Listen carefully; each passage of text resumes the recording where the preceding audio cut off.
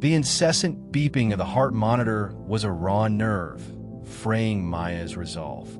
Outside, perched impossibly on the sterile hospital windowsill, was Akira, the magnificent eagle, whose wild spirit Maya had patiently mended, now fixed her golden gaze on 8-year-old Lily's still form within. A silent vigil, then an urgent flight towards the dense woods. What began as a storm-tossed misunderstanding spiraled into something profound.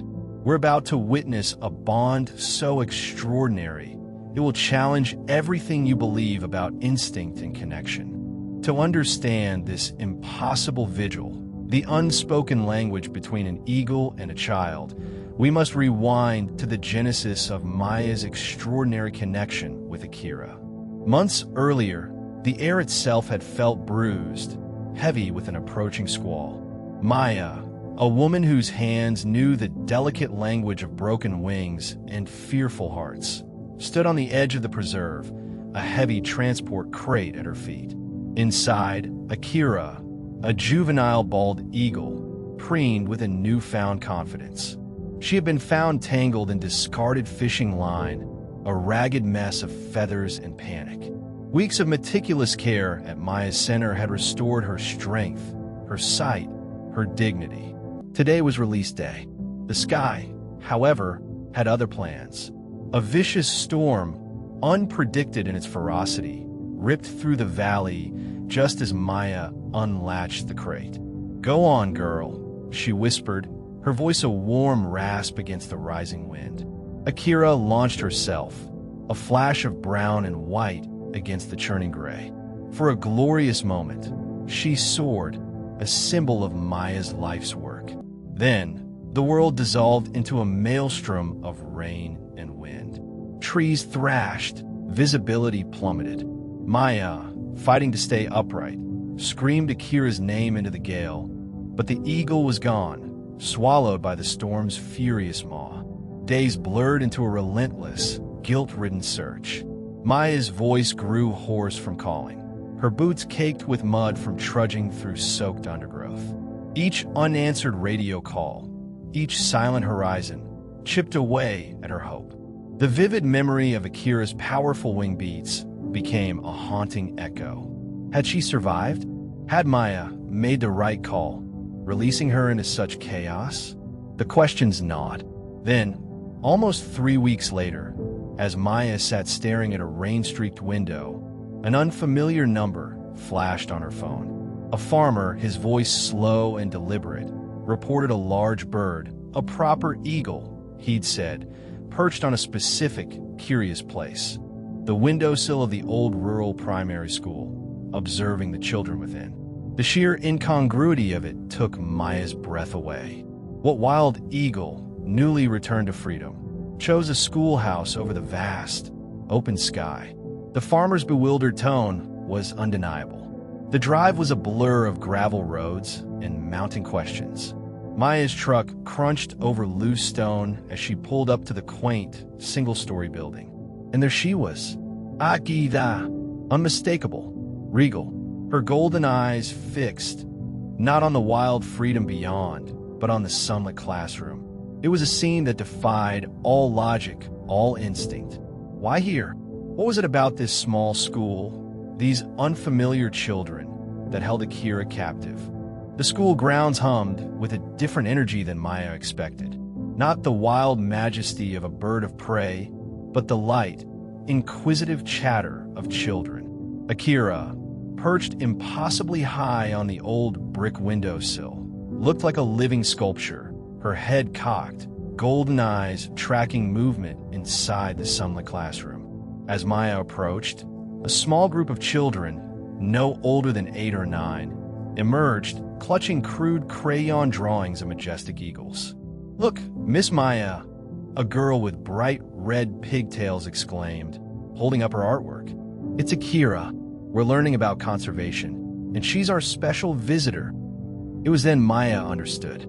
In their eager innocence, the children, steeped in lessons about wildlife, had simply assumed this magnificent bird was a visiting school project. They'd left out scraps, fresh water, believing they were nurturing a temporary guest. And Akira, perhaps drawn by the quiet attention, the absence of threat, or simply the consistent offerings, had stayed. A peculiar, beautiful bond had blossomed, a testament to the innate kindness possible between species. "She lets us get so close," a boy whispered, his eyes wide with wonder. "We even named her." A pang of unease, however, tightened in Maya's chest.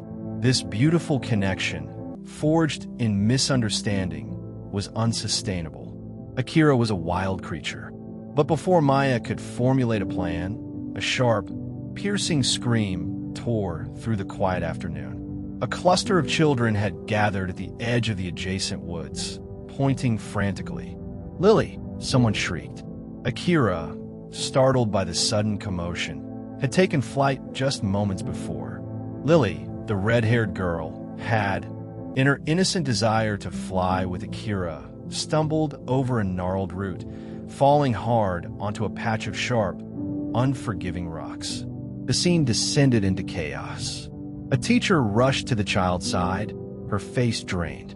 The ambulance siren, a harsh wail in the rural silence, soon cut through the air. Lily's breathing was shallow, her small head bleeding. As paramedics worked, Akira, who had circled back, landed on the school's highest gable. Her golden gaze, usually so keen and independent, now seemed burdened. She flew, not away into the wild, but directly to Lily's hospital room window, a fleeting, intense visit, then back to Maya, nudging her gently with her beak, her deep-set eyes conveying an urgency Maya couldn't yet decipher. What was Akira trying to tell her? The sterile scent of disinfectant hung heavy. Lily's hospital room, quiet save for the rhythmic beep of monitors, felt impossibly small. Outside, the sky was dimming, bruised purples and grays. Maya sat Vigil, her hand resting lightly on the cool metal rail. The doctor's words echoed. Severe concussion, fractured wrist, internal bruising. A long road ahead. Guilt, sharp and cold, twisted in Maya's gut. Had she been too slow? Should she have forced Akira back to the wild sooner? Akira's first return was a ghost-like presence. A shadow at the window, a flicker of white tail feathers against the darkening glass. Then a soft tap. Maya looked up, her heart lurching. Akira! Her golden eyes, usually fierce, held a softness, an almost pleading intensity as she peered in at Lily. After a long moment, she turned, launching herself into the dusk, landing silently on the old oak outside Maya's preserved window, tapping the pane with her beak. This became their strange, nocturnal ritual. Each evening, as hospital lights blinked on, Akira would appear. A silent guardian, a feathered sentinel. Maya watched from Lily's bedside, a knot of confusion tightening with each visit. Nurses, initially alarmed, now whispered about the healing eagle. Maya knew this was more than symbolic. Akira wasn't just observing, she was communicating. Her calls, usually crisp, became softer, almost questioning. Her head swiveled rapidly between Lily's window and the darkening woods, then back to Maya, as if willing her to understand. One night, the storm, a phantom of the one that had separated them, returned. Rain lashed against the hospital window, mirroring the turmoil in Maya's heart. Lily's fever spiked. Monitors quickened. Fear, raw and primal, gripped Maya. She felt utterly helpless. Then, through the torrent, Akira materialized at the window. Feathers slicked with rain. She pressed against the glass, her gaze unwavering, not at Lily, but directly into Maya's eyes. A single, mournful cry. Then she spread her mighty wings, soaring just above the tree line, circling, a desperate, silent plea in the heart of the longest night. Maya knew then, with chilling certainty, Akira wasn't mourning Lily. She was urging Maya to follow. Bon? Follow. Maya breathed, pushing through the hospital's automatic doors, the storm's icy grip immediate.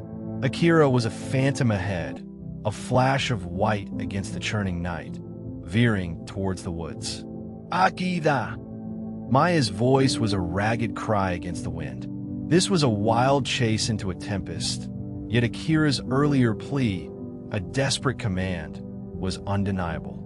Lily's fate was uncertain, but this bird held an urgent, untold truth.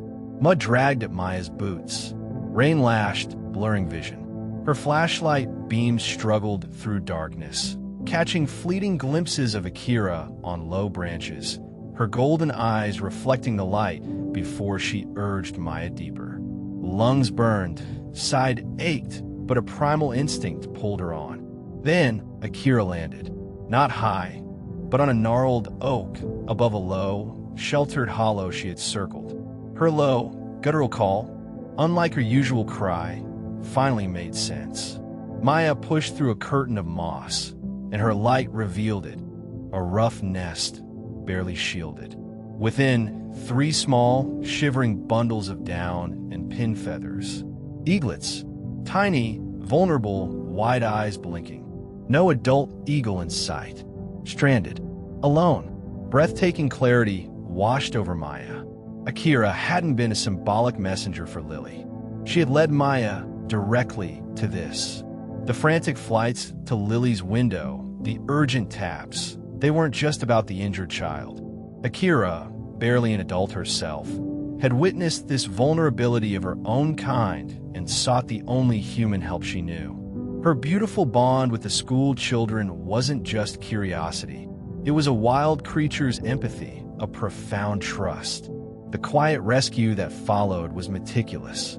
Each eaglet carefully lifted into a warming carrier. As Maya moved, Akira flew low, circling once, a silent guardian, her golden gaze now holding deep, knowing wisdom. "You did good, girl," Maya whispered, her voice thick with unshed tears. In that moment, Maya understood. The storm hadn't separated them. It had interwoven their destinies. Akira, once a patient, was now a bridge between worlds, protector, messenger, inspiration. As Maya carried her precious cargo out of the woods, she knew this was only the beginning of a story reinforcing the enduring power of love, loyalty, and unbreakable bonds between species. And so, Akira's journey became a powerful testament to the incredible depths of connection, not just between species, but within ourselves. It reminds us that purpose often finds us in the most unexpected storms. If this story resonated with you, please consider subscribing for more tales of resilience and unexpected bonds. And we'd love to hear. Have you ever experienced an animal connection that profoundly changed your perspective or led you to an unforeseen discovery?